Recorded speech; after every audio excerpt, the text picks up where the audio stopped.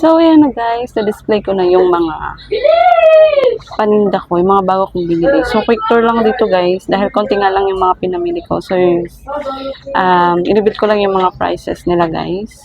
Ayan, as you can see. Before kasi guys, hindi ko pa ito na-display, bakalbo na talaga siya. Hindi ko lang nakuna ng video kasi nakalimutan ko dapat. Kinuha ko muna ng video para meron akong before and after kasi hindi ko nga sa inyo na-update kung ano na yung kondisyon ng tindahan ko bago ako nabili ng Divisoria. Which is usually naman ginagawa ko yun. Nabisi ako. Tapos ayun, nakalimutan ko na din. So, ito na lang yung mapapakita ko, yung napag-display ko na lahat. Tapos, ayan. Ito guys, ayan ang aking bouncing clay. Ginaganito ko na siya guys lagi kasi para mabilis lang pagkuha-kuha, nakaganyan na lang siya. So, ayun. Tapos, parang hindi siya naalikabukan. Ayan. Nakaganyan na lang siya dyan. Parang, ano din kasi, parang, pag nakaganito, gustong-gusto ng mga bata. Ayun, kitang-kita kasi siya, guys. Oh. Clear na clear. Kaya, nakaganyan na yun siya dyan. So, yung 24 pieces, kasya siya sa isang container na to. Pag naubos, tsaka ko na lang ulit re-refillan. So, kada isang pack dyan. So, ayun nga, 5 pesos lang naman yan siya, guys. Ganyan lang bintahan ko dyan, 5 pesos. So, andito guys sa front, ayan, yung mga old, ano ko yan, mga paninda na laruan. So, lahat ng nandyan guys is yung mga dati. Tapos yung mga bago, lahat nilagay ko dito. Kasi ito yung, gusto ko unang-una kasi nauubos yung mga dati kong, paninda. Tapos, ayan, yung mga bago dito. Pag nabilhan man yan, edi okay lang. Basta importante ito is naka-focus dyan.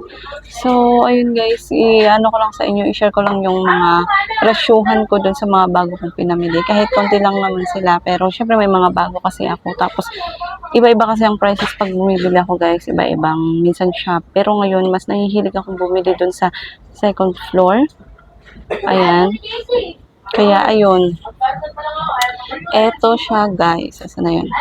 Itong ang aking Lego or bricks. Ayan, yung dalawang yan. Ito, tsaka ito. Ayan. Bentahan ko niyan guys is 10 pesos each. And sa mga hindi nakapanood ng haul ko and curious kayo kung magkano ko sila nabili, panoorin nyo na lang yung aking haul. Ang last video ko dahil doon yung haul ko. Tapos, andun, sinabi ko kung magkano ko sila binili. So, ayan, tigpo 5 pesos. 10 pesos each. Ayan, yung dalawa na yan. Tapos, itong magnet, guys, dahil sobrang mura ko siya nabili doon sa store na yun. 5 pesos ko lang siya binibenta.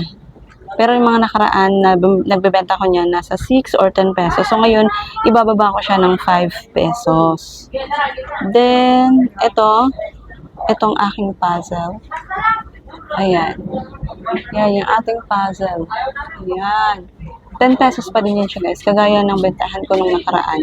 Kasi itong aking bagong baril na sparkling gun, medyo magtatas ako ng prices yan guys. Dahil iba yung puhunan yan. Medyo mas pricey ang puhunan yan. Kasi doon nakaraan. Kasi ibang style and medyo malaki ito ng konti. So, before 20 pesos na ngayon, 25 pesos yung ganito ko.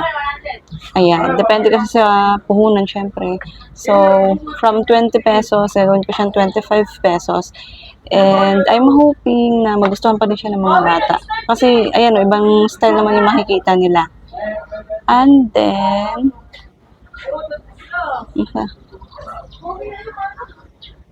guys, itong area na to ay puro to yung mga dati. Ayan, pinag-compress ko sila kasi nung before ako nag-display, ngayon, kalat-kalat na talaga yan siya guys. And kalbo-kalbo na siya tingnan.